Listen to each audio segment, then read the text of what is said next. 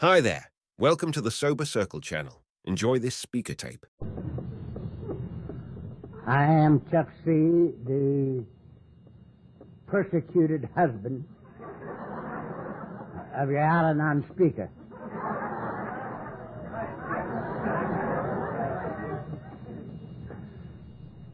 She forgot the punch line on that tale she was telling about the boys.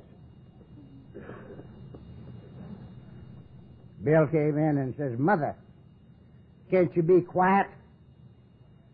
She says, "We know what's wrong with our father, but what the hell's wrong with you?"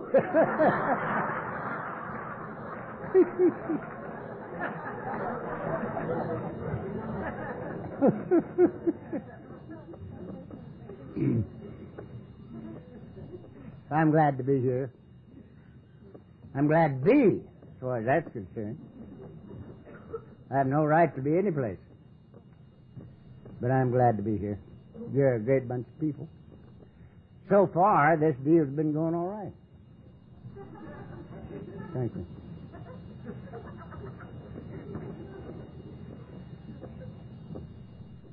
A few years ago, I had the opportunity to spend the weekend with all the Alateens in Canada. North Battleford,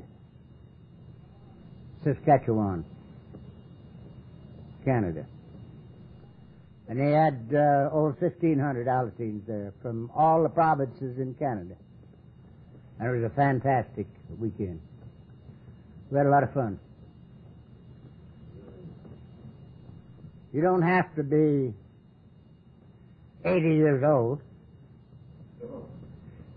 to, thank you.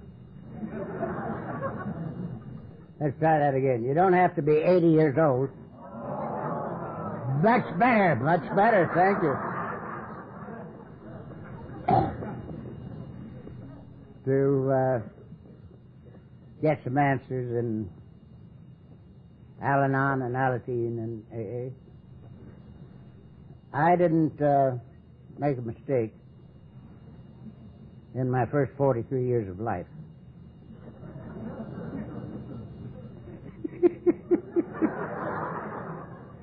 I've got a little angel out here looking at me, and she just looked at me like I was telling the truth.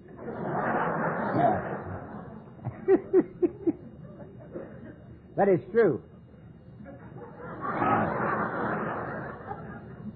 The first 43 years of my life, I always had somebody to blame. It was never my fault. Never. All the catastrophes and failures and drunks I ever had up until I was 43 were not my fault. They were your fault. They were conditions and circumstances. They were the so-called civilization in which I was born. The drinking deal had much to do with my wife. She was a pretty good reason for getting drunk. But she couldn't hold a candle to her mother.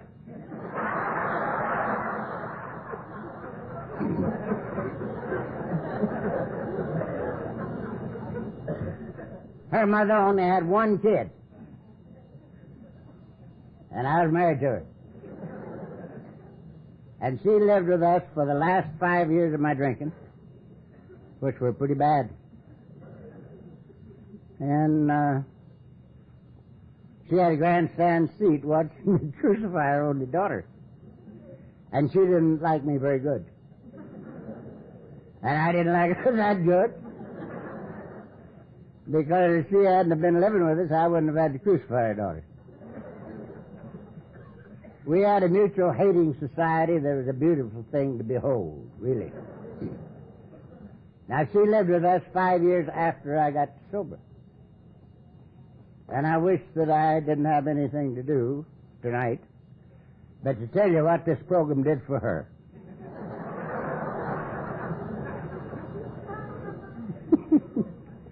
That old biddy sure did change. And she never did go to the AA meeting. Never. But she really changed. And she would never believe that I'd gotten any help from anybody. You or God or the devil.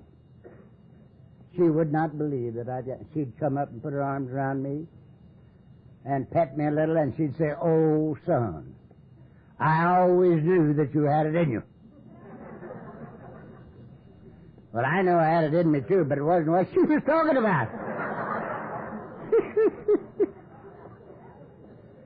But she would never believe that I'd gotten any help.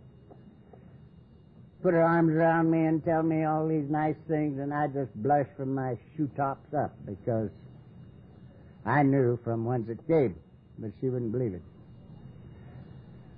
I had the good fortune in 1900 it started out the Friday before Christmas, 1945. Ended up after the middle of January 1946. I had the good fortune in that period, which was 28 days, the best I can figure.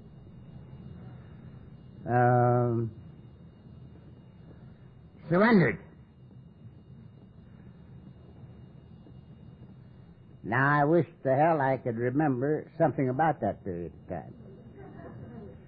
Because if I could remember taking the first drink or the second drink or the middle drink or the last one, I'm pretty sure that I'm smart enough to figure out a way to take credit for the last 36 years of my life. But I can't remember anything that happened in that whole time. Nothing.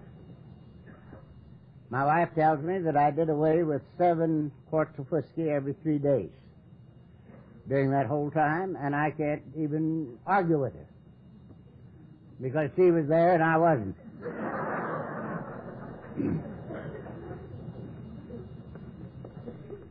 Furthermore, I don't think 7 quarts is too much for 3 days. If you only stay with it about 15 days. But if you stay with it 28 days, it's either just enough or too much. And in my case, I guess it was just enough. Because when I came to, probably the 17th or 18th of January 1946, everything between me and me had burned out. All my excuses were gone, and all my I wants were gone. And I could see me for the first time in my life with nothing between me and me.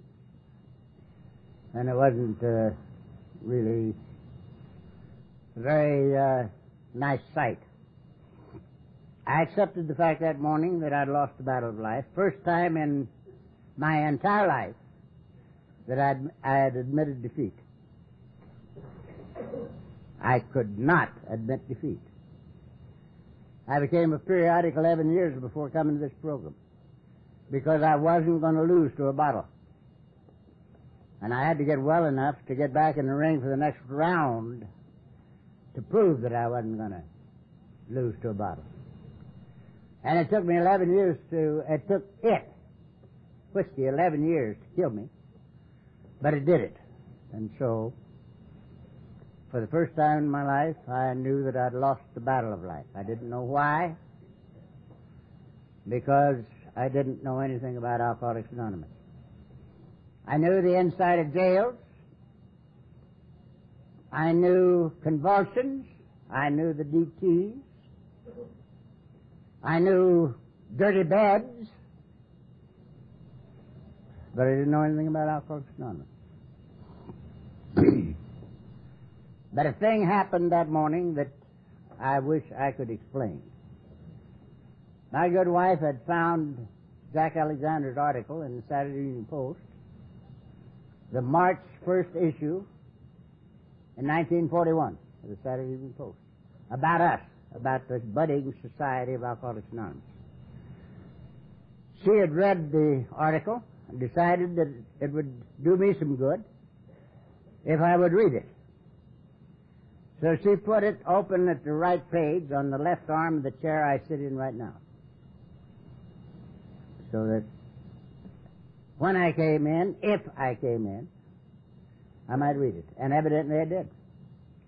But I never remembered a thing about reading it until the morning I came to.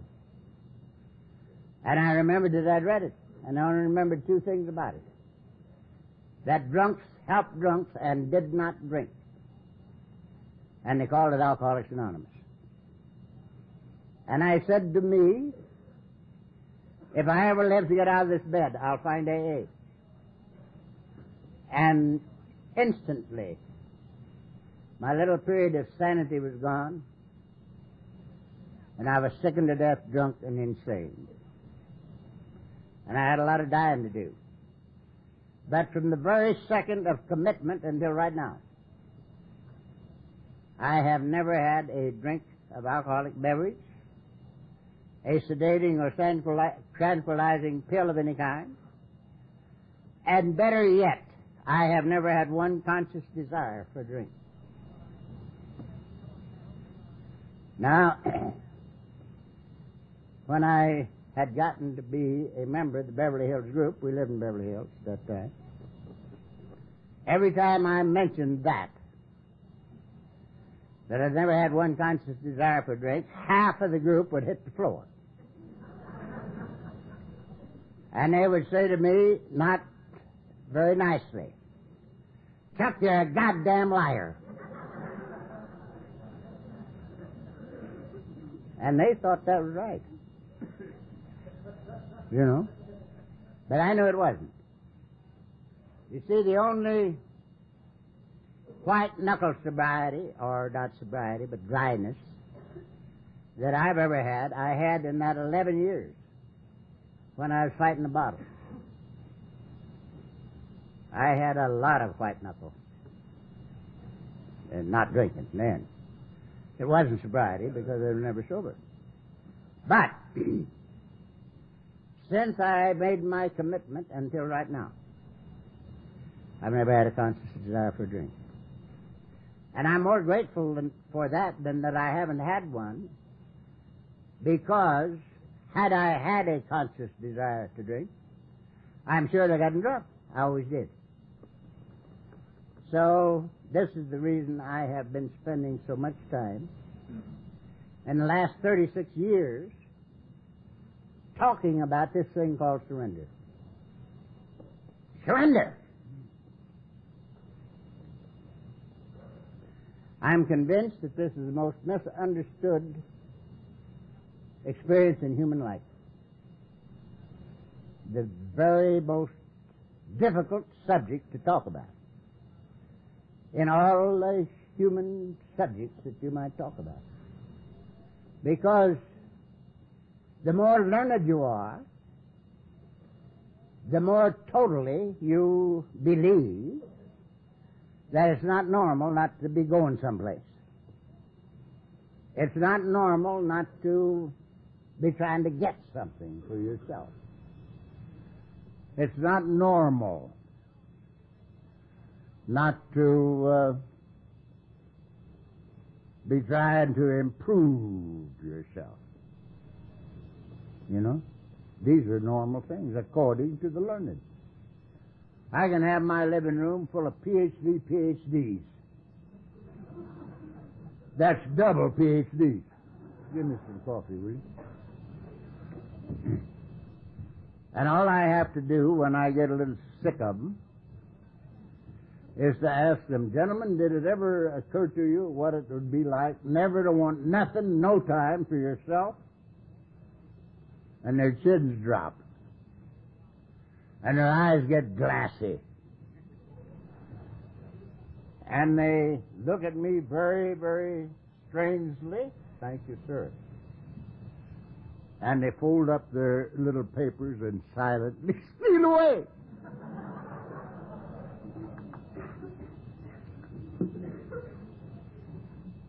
You see, it's not normal not to be going someplace. So they realize that I flipped. that I've suddenly become an imbecile. And there's no use to talk to an imbecile. So they take off. Now, I can understand it. They can't, but I can. And I can understand it because I never consciously surrendered. I was surrendered. I was surrendered. Everything between me and me burned out. And I got here without it. Thank God. And I believe this to be the one thing that many amongst us are missing. And I can't very easily understand that, because I've been here now for 36 years without a drink or pill.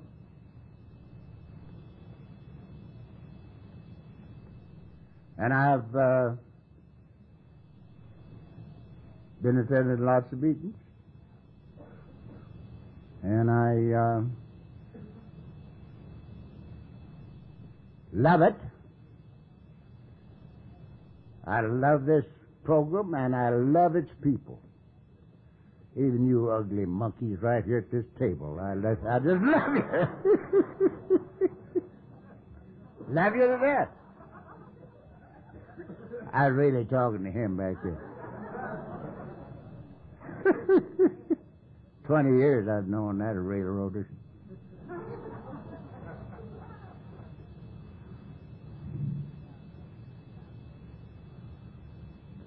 But it's really difficult.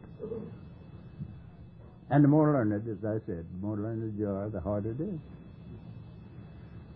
But you see, I get calls all the time for people that have been from 15 to 25, sometimes 30 years around this program of ours. And they say to me, Chuck, how do you surrender? And I flip. You know, I flip. Because that's what our program's all about. That's exactly what this program is all about.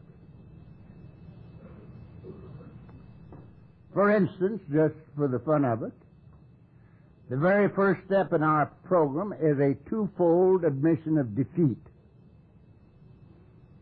Twofold admission of defeat. We admitted that we were powerless over alcohol, that our lives had become unmanageable by us. Now that's quite a start for an alk, isn't it? Total, twofold admission of defeat in the first step. The second step's worse than the first. Because it is a left-handed admission that we're nutty as a fruitcake. It says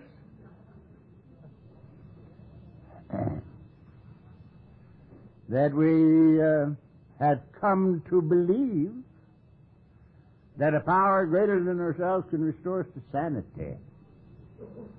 Now, I submit to you that there's a implication here.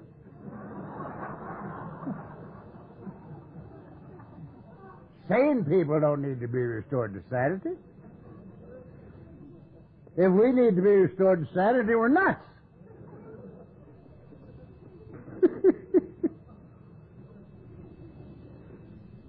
And the third step's worse than both of them. Because it says we got to get a new driver. We got to get a new driver. We made a decision to turn our will and our lives over to the care of God, as we understood it. Why? A, that we're powerless over alcohol, can't run our own life. B, that probably no human power could have relieved our alcoholism, see that God can and will if we work with Him. So, we make a decision to get out of the driver's seat, get ourselves a new driver. Now, this is not normal alcoholic behavior. Really isn't. I'm quite mindful of the many times when stopped me in a car that I owned and tried to make me get out of it. And I would tell them very definitely, this is my car. And I'm driving it. And I'm going to continue to drive it. And he says, oh, yes? Get out. I says, I'll get out when you cut me out. And when they got their knives out, I got out.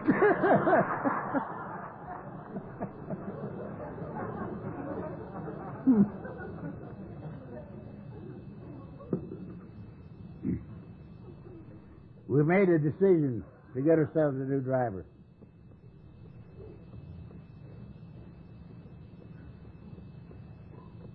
And you monkeys keep calling me and saying, how do you surrender? If I turn my will and my life over to the care of God, I am no longer my problem. Huh? What do you say, son? I'm his problem. I've turned me over to him, right? So, hey, how about that? I got an expert here.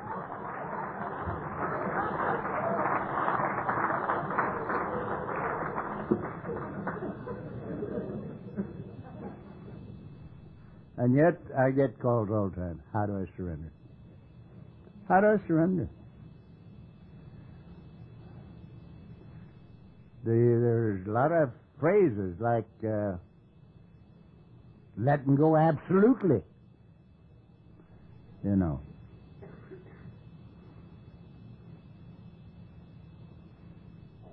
All that kind of thing. And then they want to know, how do we surrender? That's number one. Number two, we have a great inclination in the Southland to do away completely with the ancient and honorable institution of marriage. All of our young people, and some of the older ones, have meaningful relationships.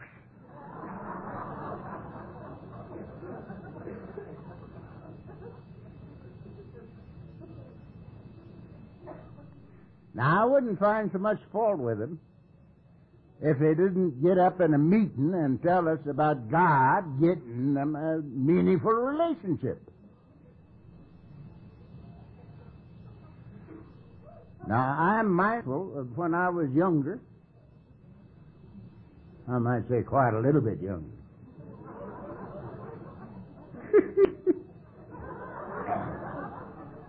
We call this monkey business shacking up.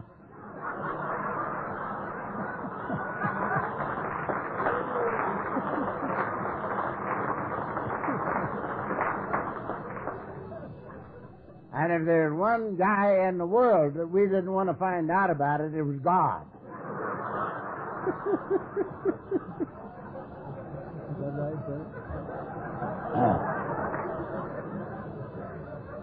Yeah. We would go to any length to keep God from knowing anything about that, you know. And here they call me and say that God's taken away their meaningful relationship, and they're mad at him.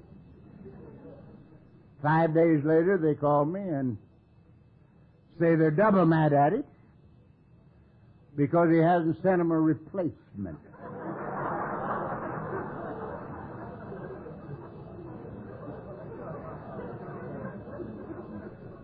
Now, as my arithmetic goes, that adds up to making God a pimp.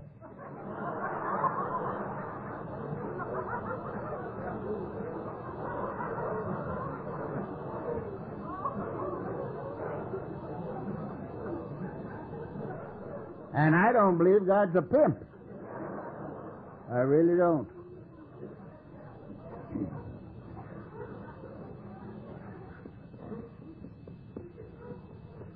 And I keep wondering when we're going to come to again.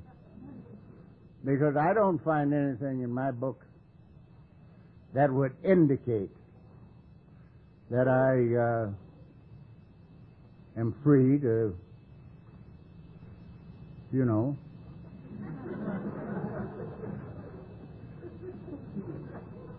be a bed hopper. I don't find it. And I don't think it's something that adds to your life or mine. I do not. I do not. Some of these days, you and I have got to learn that love includes possession, but not the necessity to possess. The necessity to possess is ego.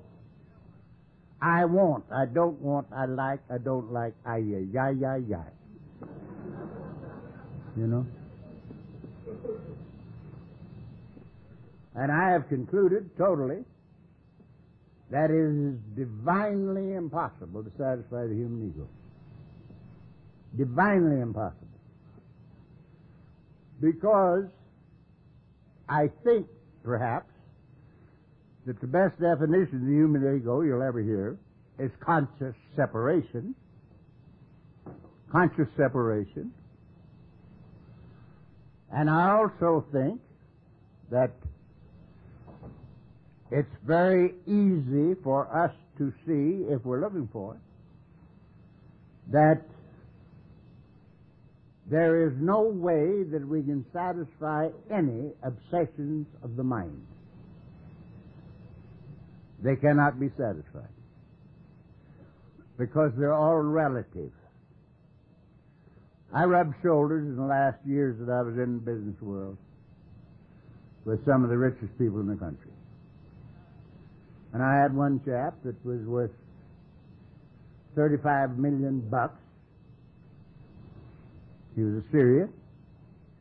He'd gone from one head of lettuce to $35 million. And he would say to me, Charlie, how can I be like you? I didn't have $35 million. How can I be like you? And I'd say, Eddie, you can't. And he'd say, why can't I? I'd say, Eddie, who needs God when he's got $35 million?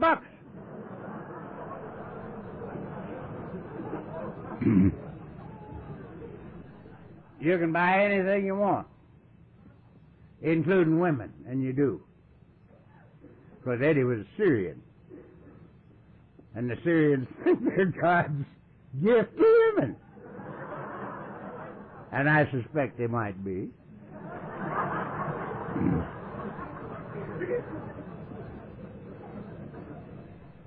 But I would say to Eddie, now, Eddie, you go ahead and make yourself $150 million. And when you have $150 million, you come to me and say, Charlie, how can I be like you? And I'll tell you, and you can do it. Because by that time, you will have discovered that there isn't enough money to do for you inside what you have to have done. Can't be done.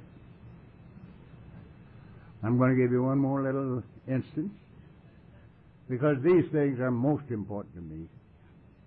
This is what it's all about. I might stop for a second before I do this and tell you that there's only one reason I'm not drunk tonight, just one. There are not two reasons, there's just one. And the reason that I'm not drunk right now is because I've got the thing I was looking for in the bottle. I've got it. Now, what is the thing? It's the ability to live comfortably, peacefully, and joyously with myself. Do you hear me? And when I can live comfortably, peacefully, and joyously with me, I don't have a bit of trouble living with you. Not a bit. It's a fantastic thing. There's nothing in a bottle, needle, pill, pot, or acid that can do anything to me but tear me down. So it's not necessary in my life. So,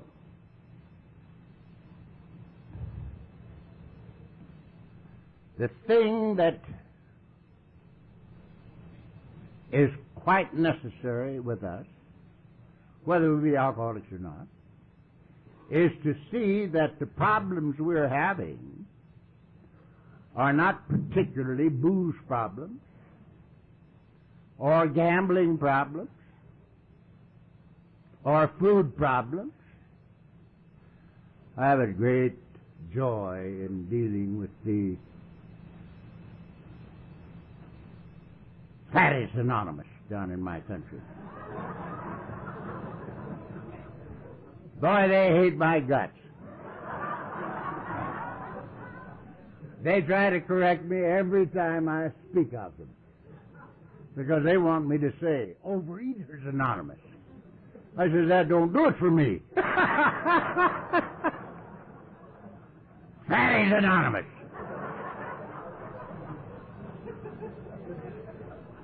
But that isn't a food problem. It's a living problem. We're trying to compensate for something we're short on, you see? And it won't compensate. There is no way to satisfy the human ego, because it's all relative. For instance, let us say that I had been the greatest Lothario of all times, and every chick that I ever saw that looked good, that I took out after, I caught. But one. Now, at my age, that'd be quite an army, wouldn't it? Huh? Would that army satisfy me? No, this one kills me. The one I can't get. Kills me dead. My obsession is power. We all went through Watergate. Everybody in this country was damaged by Watergate. Not one person was benefited by that scene. Everybody was damaged by Watergate. Biggest power struggle that's ever happened in this country. For nothing, really. What about, we've already spoken of money. It's impossible. Satisfy an obsession for money. There isn't enough, because again, that's all relative. When you got 35 million, Eddie's partner in the oil business had 150 million. And they had the finest suite in the Jonathan Club down in Los Angeles, which is the best club for men in town. And I've gone in there many times, and Eddie'd be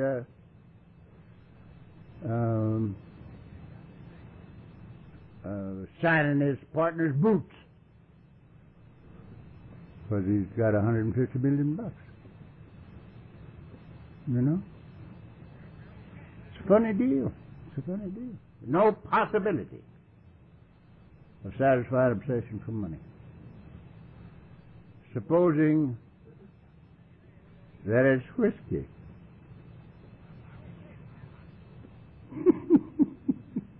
As if it weren't. Now, I live up on the hill in Goonie Beach. And I look right down on top of that little town and the Pacific Ocean. Catalina Island. Let's see, talked about it a little this morning. Beautiful, beautiful spot.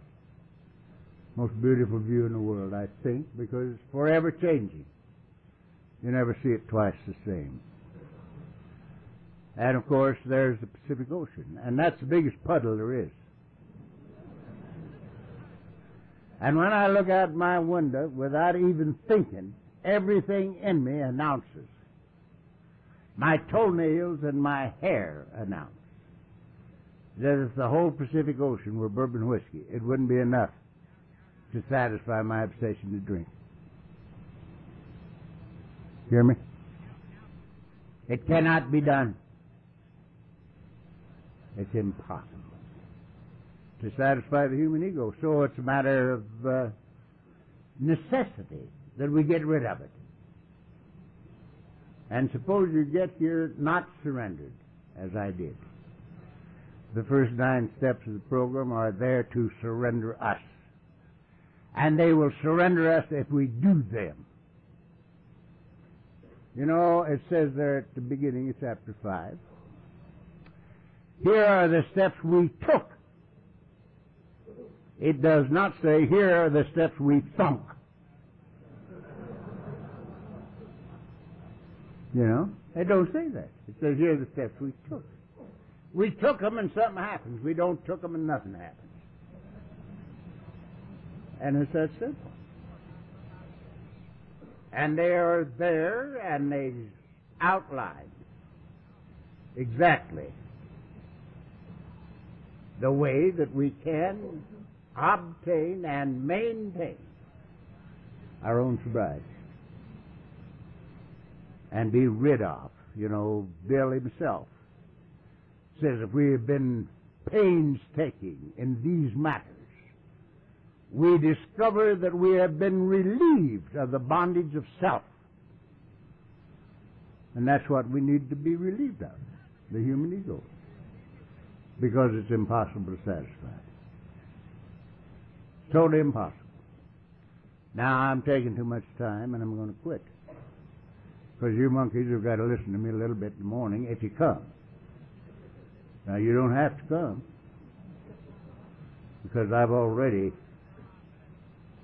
given you the pearl of great price. Ha, ha, ha! Yee! Get out of your own way. That's what I've been saying. Get rid of the human ego. Now,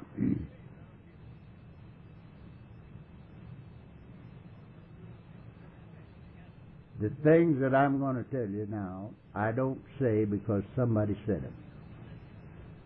Because everybody has said these things that I'm going to talk about. Probably the most, the simplest one, the whole bunch, was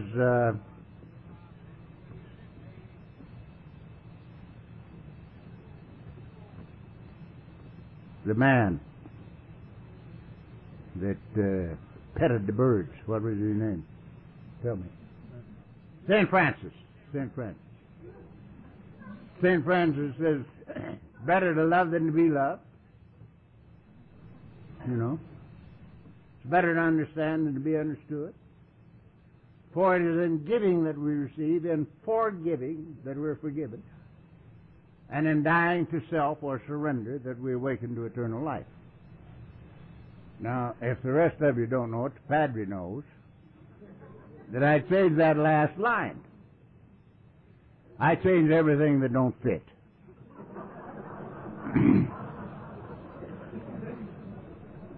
When I was quite young, I changed the line in the Lord's Prayer. Because I knew, even when I was that high, that God couldn't lead me into temptation. And there was the thing, lead us not into temptation. And I didn't like it, so I changed it. To thou leadest us not into temptation, but delivereth us from evil. And I like that, and I still say it that way to myself. I say it with you like you say it. But to myself, I say it that way. Thou leadest us not into temptation, but delivereth us from evil. Now, when I got affluent enough to buy a New Testament, that was a direct translation from Aramaic, which was the tongue of Jesus. I was reading it, and you know what it said in there? Thou leadest us not into temptation, but delivereth us from evil. I said, I had that pretty good, didn't I?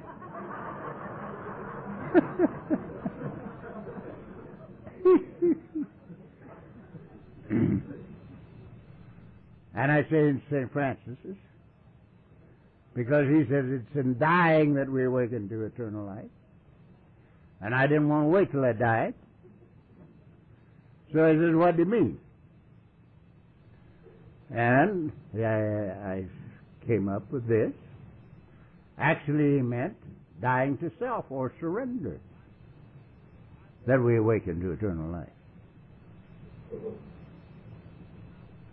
And I thought, well, I mustn't go out here and tell these Catholics, because if there's one thing we got running out of our ears, it's Catholics.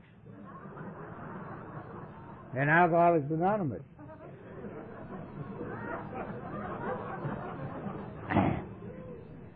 So I said, I got to get some authority. So I knew the whole pack out at Manresa. We've got a Jesuit retreat house called Manresa out by Azusa in the valley. And we've been going out there for years to retreats for alcoholic men and alcoholic women and alcoholic couples and everything else. And it's a pretty nice place to spend the weekend. So I know all the padres out there, and I called him and I says, I got a hold of old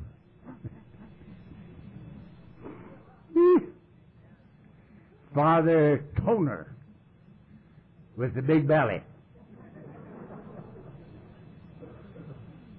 He's a sweet guy. Oh, God, he's a sweet guy. And I says, Father, listen to what I did to St. Francis' prayer. For it is in dying to self or surrender that we awaken to eternal life. And you know what that monkey said to me? He said, what the hell do you think it meant?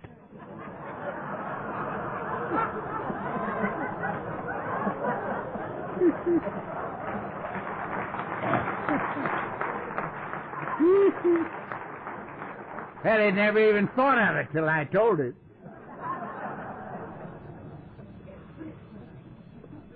And I also changed my 11th step. I changed my 11th step. When I wake up in the morning, this is my 11th. Look, Dad, I'm reporting for duty. Now, I'm going to move it around. I'm going to do the best I can with what I got today. And all I want out of you is a little guidance and direction and power to carry it out. Sure, thank you.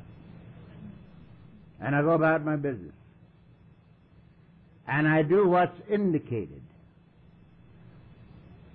And I don't have any trouble at all. I just do what's indicated. I don't wait till the wind whispers in my ear or something else. I just do what's indicated. And life is good. Now, what's happened to me? I'm a tongue-chewing, babbling idiot drunk. And I haven't had a drink for 36 years. And in 36 years, I haven't tried to get anything for myself. Nothing. I haven't tried to go any place. No place at all. I haven't had anything to prove. I haven't had anybody to impress.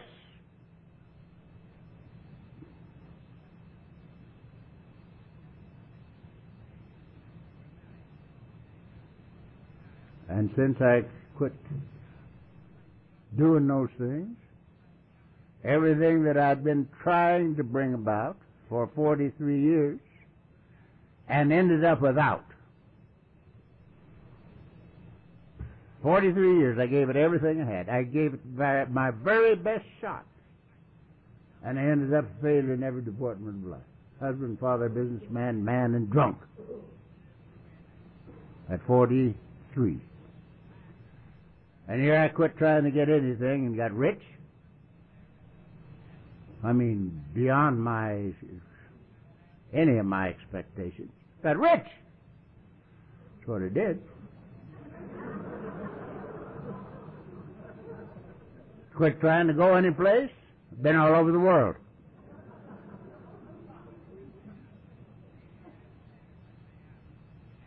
Quit trying to run my life and my wife's life and our kids' life, and we've become a family. Now I'll finish up. You didn't think I would, did you, son? These people up here close to me are pretty comfortable. I might as well go ahead and talk all night.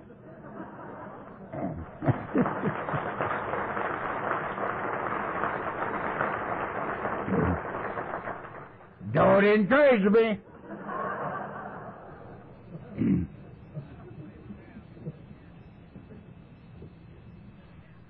You know, I have come to believe something that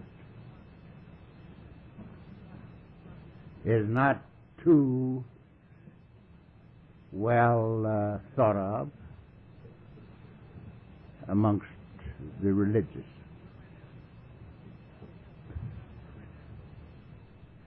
I've come to believe that it's my business to go about God's business, and it's His business to take care of me.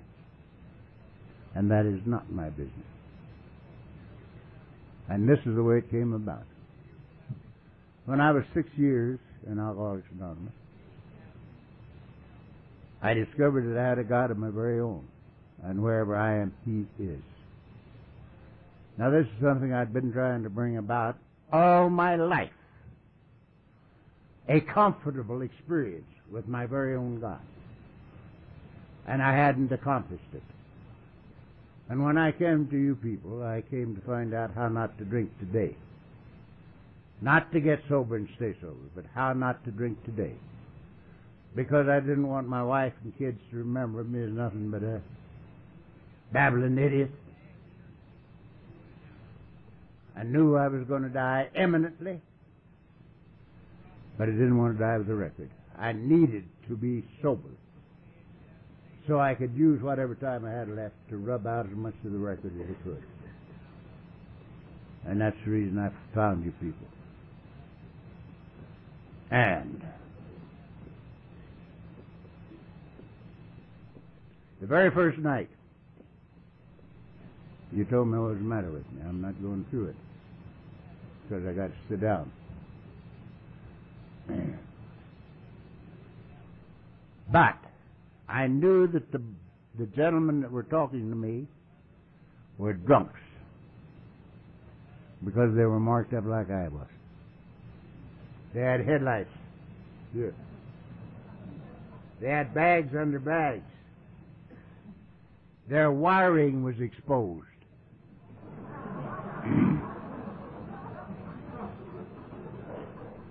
Because at that time, AA was only 5 years old on the Pacific Coast.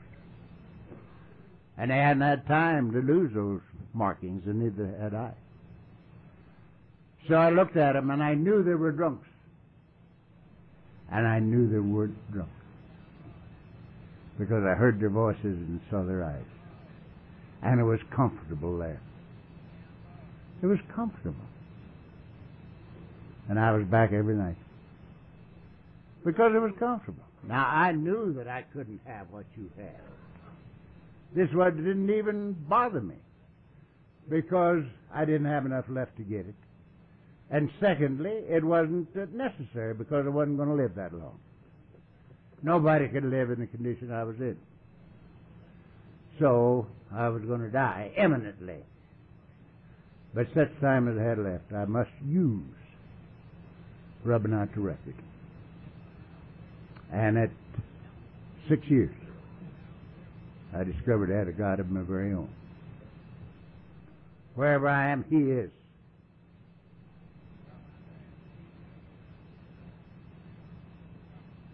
Very beautiful, beautiful experience. And I was so tickled because I'd tried so hard to bring it about and missed, that I said to myself, how can I show my gratitude? And with this I quit.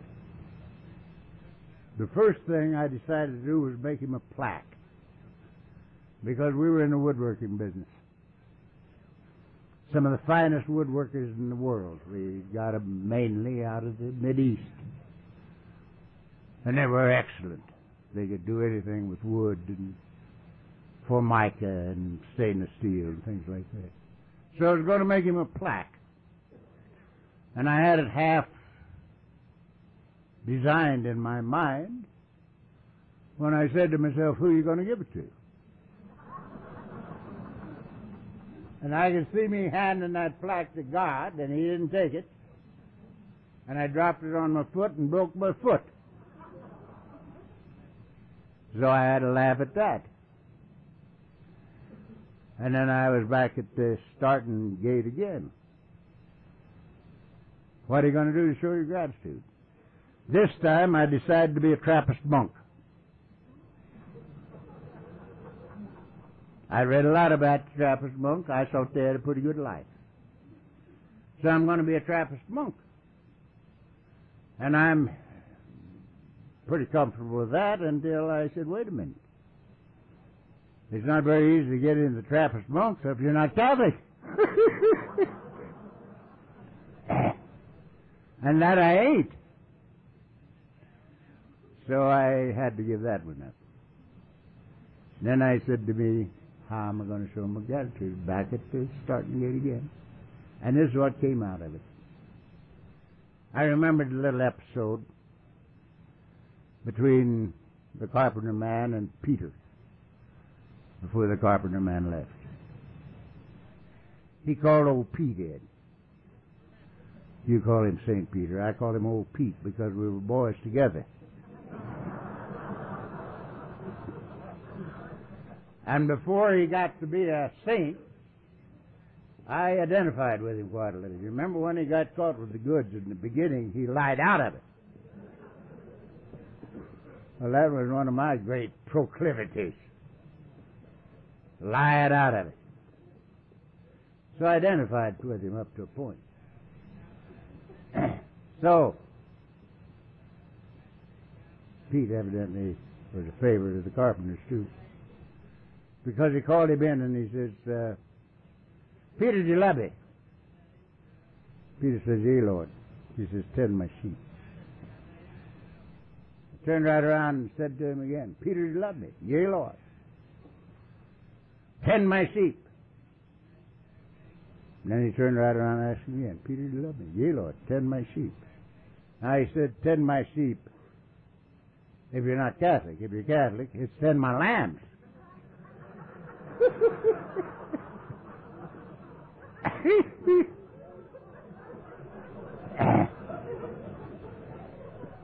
But I said to me, he must have meant tend my sheep. He said it 3 times. So I embarked on that deal, and that's all I've done. For 36 years, that's all I've done. That's why I'm here. 2 reasons I came to see you. To tell you, number one, quit thinking. That's what got you here. Quit thinking.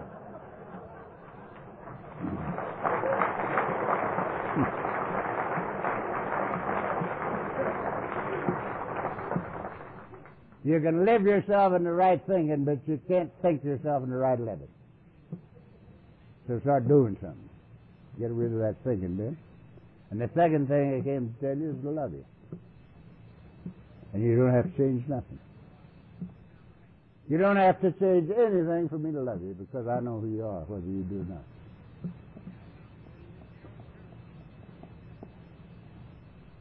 If one of us is God's kid, all of us are. If one of us is, none of us are. Is. And I am, so you is, so quit worrying.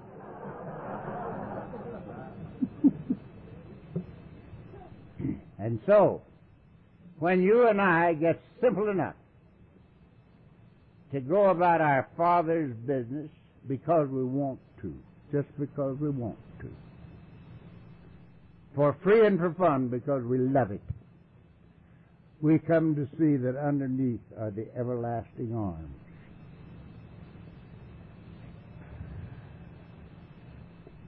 And all of the things that the good book speaks about. Like, try me, saith the Lord, and see if I don't open up the windows of heaven and pour out a blessing on you, which is so great you can't even receive it. Like, fear not, little flock, it's the Father's good pleasure to give us the kingdom. Like, take no thought of the morrow, what you'll eat, what you'll drink, or wherewithal you shall be clothed. Your heavenly Father knoweth what you have need of before you ask Him. We prove in our very own livingness that all of these things mean what they say. And we're home free. And this is the great, great good fortune that we get as a bonus, because we run out of our own resources. And we do these things for sobriety only. Just how can I live today without this curse? And we discover that it includes all the rest of these things. How fortunate can we be? I'm so grateful I can't see. And again, I love you to death. God bless you. Thank you very much.